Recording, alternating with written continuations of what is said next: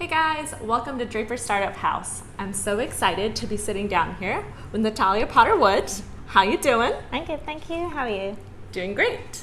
So, we love telling stories of the entrepreneurs who come in to Draper Startup House Chiang Mai. And Natalia here, I think, is so impressive because I think you have a great, unique story because you are a dance teacher.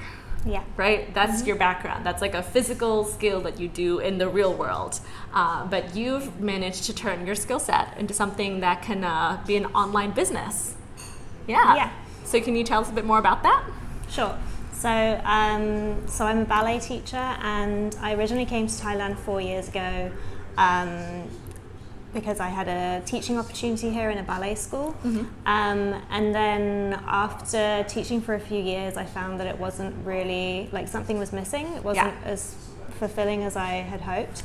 And I felt like I wanted a little bit more freedom in my life, and I'm very into physical activity, so I would go to the gym. I really enjoyed going to the gym, so then I decided to do my personal training qualification. And then from there I decided to launch a online coaching platform where I could show others how amazing it is to create a more healthy, balanced lifestyle. It's all kind of gone from there. Yeah, so your journey to becoming an online entrepreneur also coincided with all the shenanigans that have happened with COVID and people working from home and people having to adapt their businesses. Can you tell us a little bit more about what that was like for you? Yeah, so I went down to Koh Phangan last year during burning season, and I was just planning on being there for a month, but then COVID happened and Thailand went into lockdown, so I got stuck on the island, which was a pretty nice place to be stuck. But I had all of my clients still and my dance students in Chiang Mai, and I wanted to still train them, so then I decided to move everything online, and I was teaching my ballet students and my personal training clients through Zoom. And I ended up doing these group classes, and then people from back home got in contact with me, and my students from Sri Lanka, where I used to also teach ballet, got in contact with me, and I ended up just sort of teaching these classes to people all over the world, and realized how amazing it was that I could connect with all of these people, and then decided to make it more of a business. Yeah. And so some things that you've shared before, you had to learn how to do technology, run classes online, become a bit of an audiovisual expert, learn digital marketing. So what was that like, picking up all these new skills for your business? Very challenging. I'm not going to pretend that it was easy, but it's all like a learning curve, and I think that you have to sort of realize that you're just sort of learning on the job. And I think the great thing about Chiang Mai and the community here is that we have a community. We have an amazing group called Chiang Mai Nomad Girls Group, where you literally can ask any questions that you have, and somebody will be able to give you some help. And that's actually how I met Lily, is because I sent a message on the group, and I was saying how I was feeling a little bit isolated because I'm trying to start my own business here, but I don't really have a community. And she suggested that we start this accountability group at Draper House, and we meet. There was a group of girls, and we met every couple of weeks and just kind of discussed the challenges we were having, and just kind of gave each other a little cheer and pat on the back for things that we managed to achieve. And helped each other with things, and that's how I managed to get my sound sorted, because Lily recommended a friend of a friend who could help me with sound, and there's always someone that can sort of help you.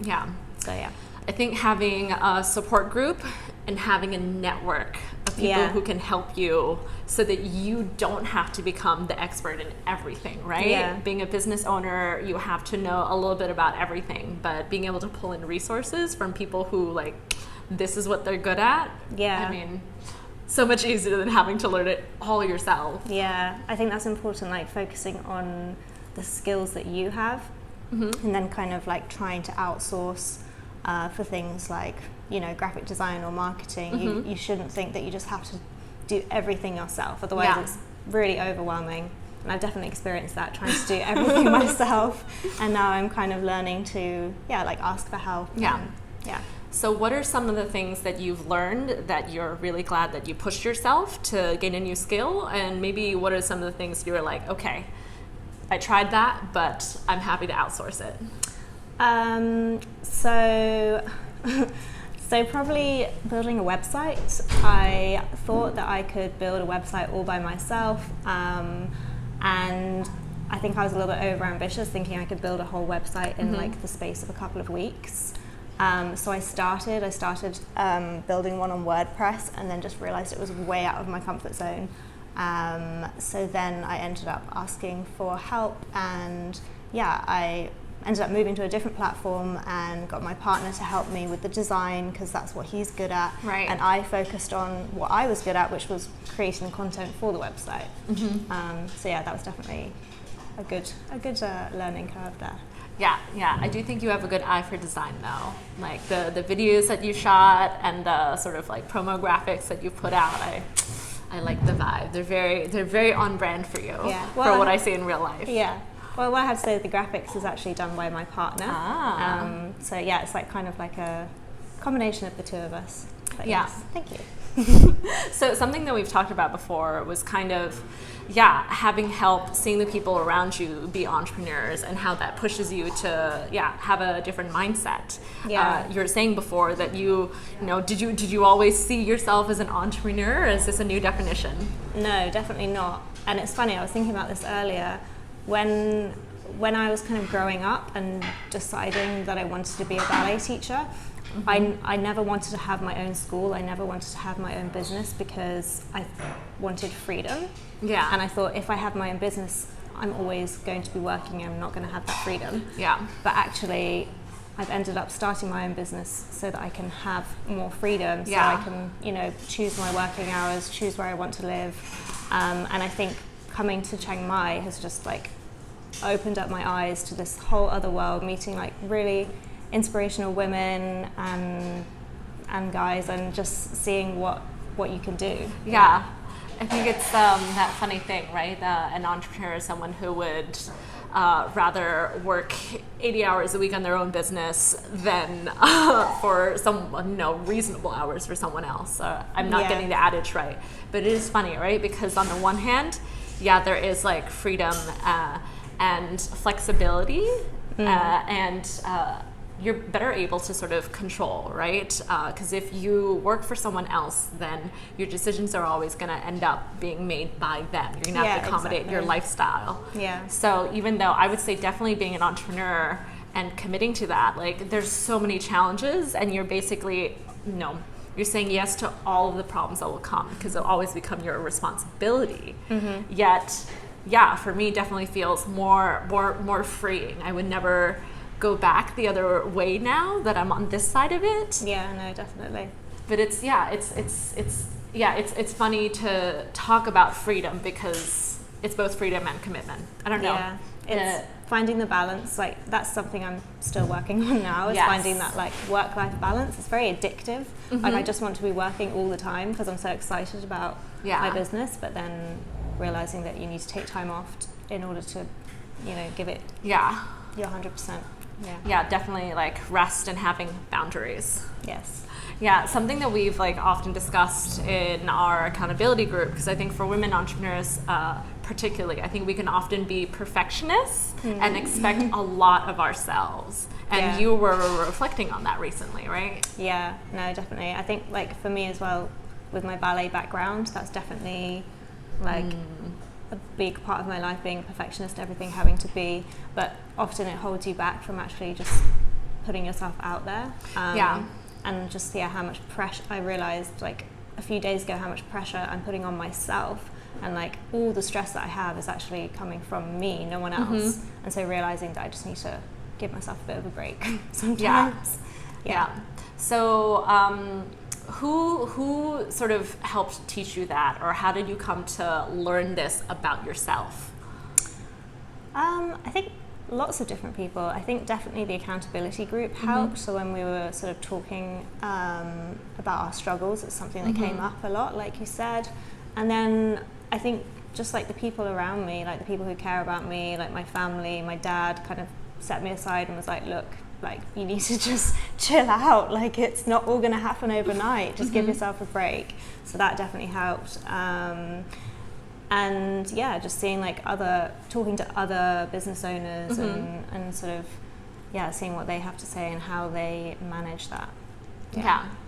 Something you just said really struck me.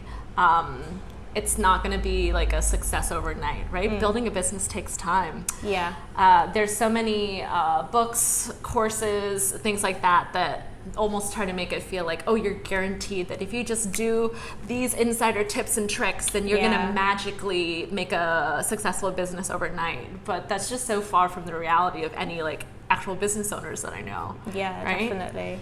You've been working on your business for like over a year now, right? Yeah, a year now.